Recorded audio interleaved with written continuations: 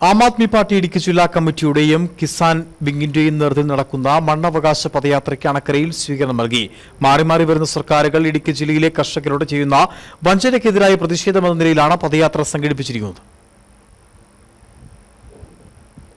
കേരളത്തിലെ വിവിധ കർഷക സംഘടനകളുടെ സഹകരണത്തോടെയാണ് ആം ആദ്മി പാർട്ടിയുടെ നേതൃത്വത്തിൽ മണ്ണവകാശ പദയാത്ര സംഘടിപ്പിച്ചിരിക്കുന്നത്.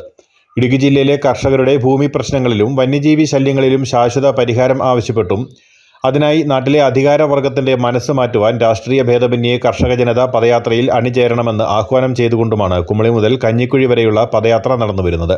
അണക്കരയിലെത്തിയ പദയാത്രയ്ക്ക് സ്വീകരണം നൽകി.